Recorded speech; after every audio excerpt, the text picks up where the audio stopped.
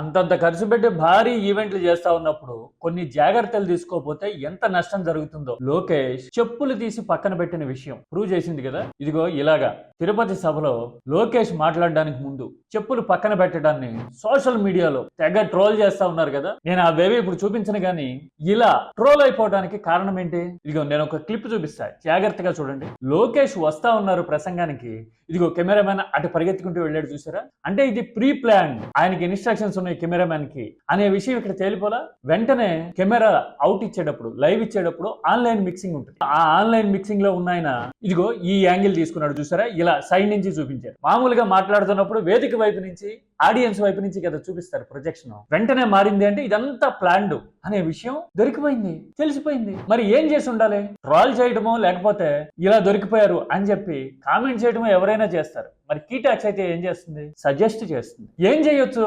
Publicity చేసుకోవాలి ఇలాంటివి కూడా అనుకున్నప్పుడు ప్లాన్ చేసుకోవాలా? డీటెయిల్డ్ గా ఆయన మాట్లాడుతున్నదే చూపించాలి కెమెరాలో.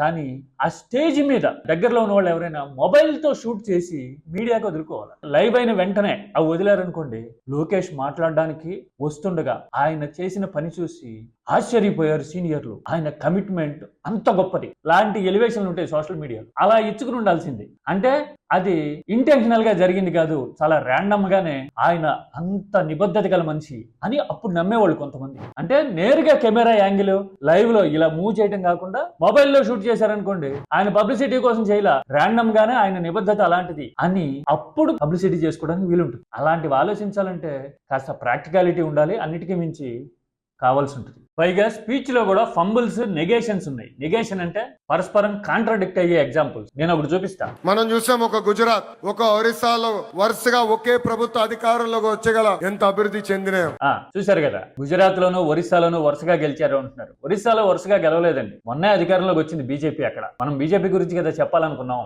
అంతకు ముందు వరుసగా గెలిచిన ఆయన నవీన్ పట్నాయక్, ఆయనది బిజు జనతాదళ్ పార్టీ. ఆయన ఓడిపోయాడు, కొత్తగా అధికారంలోకి వచ్చింది. వరుసగా గెలిచింది అనే ఎగ్జాంపుల్ ఒరిస్సాకి సూట్ కాదండి. అందుకోసమే స్పీచ్ రాసేవాళ్ళైనా, ఎలివేషన్ల కోసం షూట్ చేసేవాళ్ళైనా కొంచెం ఎఫర్ట్ పెట్టాలి అని ఇలాంటివి ప్రూవ్ చేస్తా ఉన్నాయి. పైగా మనకేమన్నా రిసోర్స్ తక్కువ ఉందా? అదేదో సినిమాలో బ్రహ్మాజీ చెప్పినట్టు ఎక్కడ పడితే అక్కడ కెమెరాలు పెడతాం కదా.